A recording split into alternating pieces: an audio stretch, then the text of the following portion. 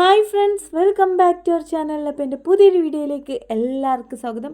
ഇന്ന് നമ്മൾ തയ്യാറാക്കാൻ പോകുന്ന ഈ ഒരു പലഹാരം നിങ്ങൾക്ക് മോർണിംഗ് ബ്രേക്ക്ഫാസ്റ്റ് ആയിട്ടോ ഈവനിങ് സ്നാക്കായിട്ടോ ഒക്കെ കഴിക്കാൻ പറ്റുന്ന ഒരു അടിപൊളി ഐറ്റമാണ് കേട്ടോ. അപ്പോൾ നമുക്കതെങ്ങനെ ചെയ്തെടുക്കാൻ നോക്കാം. അതിനായിട്ട് ആദ്യം തന്നെ ഇതുപോലൊരു പാത്രത്തിലേക്ക് 1 കപ്പ് അളവിൽ വെള്ളം ഒഴിച്ചു കൊടുത്ത് സ്റ്റൗ ഓൺ ചെയ്ത് കൊടുക്കുക. വെള്ളം തിളച്ച് വരാൻ വേണ്ടി തുടങ്ങുന്ന സമയത്ത് അതിലേക്ക് പാകത്തിനുള്ള ഉപ്പിട്ട് കൊടുത്തിട്ട് ഒന്ന് ഇളക്കി കൊടുക്കുക.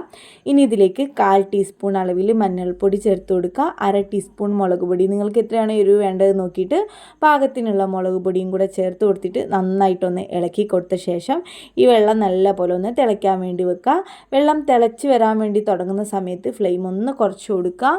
ഇനി ഇതിലേക്ക് അരിപ്പൊടി ചേർത്ത് കൊടുക്കുക. നമ്മൾ ഇടിയപ്പം പത്തിരിക്കൊക്കെ എടുക്കുന്ന ആ ഒരു അരിപ്പൊടിയാണ് കേട്ടോ. 1 കപ്പ് അരിപ്പൊടി എടുത്തിട്ടുണ്ട്. അപ്പോൾ അരിപ്പൊടി കുറച്ചായിട്ട് വേണം കേട്ടോ ചേർത്ത് കൊടുക്കാനായിട്ട്. അപ്പോൾ ആദ്യം തന്നെ ഈ ഒരു തിളച്ച വെള്ളത്തിലേക്ക് അരിപ്പൊടി ഇട്ട് കൊടുത്തതും ഫ്ലെയിം ഓഫ് ചെയ്ത് കൊടുക്കുക. അതിനുശേഷം ബാക്കിയുള്ള അരിപ്പൊടിയും കൂടി ഇട്ട് കൊടുത്തിട്ട് നന്നായിട്ട് തന്നെ ഒന്ന് മിക്സ് ചെയ്തെടുക്കുക. ഒരുപാട് നമ്മൾ വാട്ടിയെടുക്കരുത് കേട്ടോ, നന്നായിട്ട് വാട്ടിയെടുക്കണ്ട. ചൂടായ വെള്ളത്തിലേക്ക് ഇട്ട് കൊടുത്തിട്ട് ഫ്ലെയിം ഓഫ് ചെയ്തിട്ട് ഇത് നമ്മൾ കുഴച്ചെടുക്കണം കേട്ടോ. അപ്പോൾ നമ്മളിത് അരിപ്പൊടി 1 കപ്പ് മുഴുവനായിട്ട് ഇപ്പോൾ ഇട്ട് കൊടുത്തിട്ടുണ്ട്. നിങ്ങൾ എത്രയാണോ വെള്ളം എടുക്കുന്നത് അതിനനുസരിച്ചിട്ട് വേണം കേട്ടോ അരിപ്പൊടി എടുക്കാനായിട്ട്. ചില അരിപ്പൊടികൾ നന്നായിട്ട് തന്നെ കൂടി വരും, ചിലത് അങ്ങനെ കൂടി വരാറില്ല, വെള്ളം ഏറിയ പോലെ ആവും. അപ്പോൾ അതൊക്കെ പാകമായിട്ട് ചേർത്ത് കൊടുക്കുക കേട്ടോ. അപ്പോൾ അതാ നമ്മൾ ഇനി ഇത് വേറൊരു പ്ലേറ്റിലേക്ക് മാറ്റുന്നുണ്ട്. ഒന്ന് ചൂടാറിയ ശേഷം വേറൊരു പ്ലേറ്റിലേക്ക് മാറ്റുന്നുണ്ട്. ഇനി ഇതിലേക്ക് വേവിച്ചെടുത്ത ഉരുളൻകിഴങ്ങ് ചേർത്ത് കൊടുക്കുക. ഉരുളൻകിഴങ്ങ് വേവിച്ചിട്ട് തോലൊക്കെ കളഞ്ഞ് നല്ല പോലെ തന്നെ ഉടച്ചെടുത്താണ് കേട്ടോ. അപ്പോൾ അത് ഇതിലേക്ക് ഇട്ട് കൊടുത്തിട്ട് ഇനി ഇതെല്ലാം അതും കൂടെ നന്നായിട്ട് തന്നെ കുഴച്ചെടുക്കണം. അപ്പോൾ അതാ കണ്ടില്ല, നല്ല സോഫ്റ്റായിട്ട് നല്ല സ്മൂത്തായിട്ട് തന്നെ ഇവിടെ കുഴച്ചെടുത്തിട്ടുണ്ട്. ഇനി കയ്യിലേക്ക് ലേശം വെളിച്ചെണ്ണ അല്ലെങ്കിൽ ഓയിലോ തടവി കൊടുത്തിട്ട് ചെറിയ ബോൾസ് ആക്കി എടുക്കുക. എന്നിട്ട് ഇത് നമുക്കിനി പരത്തിയെടുക്കാം. നിങ്ങൾക്ക് വേണമെങ്കിൽ ഒരു പ്ലേറ്റിൽ ലേശം എണ്ണ തടവിയിട്ട് ചെറുതായിട്ടൊന്ന് പരത്തിയെടുക്കണമെങ്കിൽ അങ്ങനെ പരത്തിയെടുക്കാം. അല്ലെങ്കിൽ വാഴയിലയിലോ ഇതുപോലെ ഓയിലിൻ്റെ പേപ്പറിലോ വെച്ചിട്ട് ഇതുപോലെ പ്ലേറ്റ് വെച്ചിട്ട് പ്രസ് ചെയ്തിട്ട് സുഖമായി പരത്തിയെടുക്കാം. നമുക്ക് പൊടിയൊന്നും ഇട്ടിട്ട് പരത്തിയെടുക്കേണ്ട ആവശ്യമൊന്നുമില്ല. ഇപ്പോൾ ഇതാ കണ്ടില്ല, നല്ല തിന്നായിട്ട് തന്നെ വന്നിട്ടുണ്ട്. ഇനി ഇത് നമുക്ക് ചുട്ടെടുക്കാം.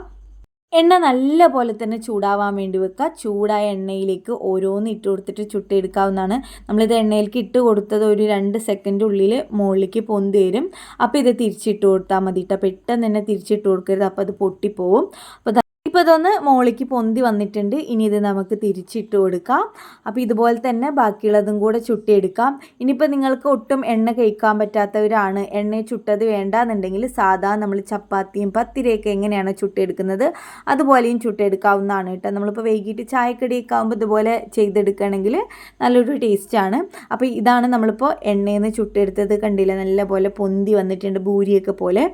അപ്പോൾ ഇനി ഇതൊന്ന് ഞാൻ ചപ്പാത്തിയും പത്തിരിയൊക്കെ ചുട്ടെടുക്കുന്ന പോലെയും കൂടെ ഒന്ന് ചുട്ടെടുത്ത് കാണിച്ചു തരാം കേട്ടോ. ചൂടായ പാനിലേക്ക് ഇട്ട് കൊടുക്കുക. വേണമെങ്കിൽ ഇതിൻ്റെ മുകളിലായിട്ട് കുറച്ച് വെളിച്ചെണ്ണ ഓയിലൊക്കെ ബ്രഷ് ചെയ്ത് കൊടുക്കാവുന്നതാണ്.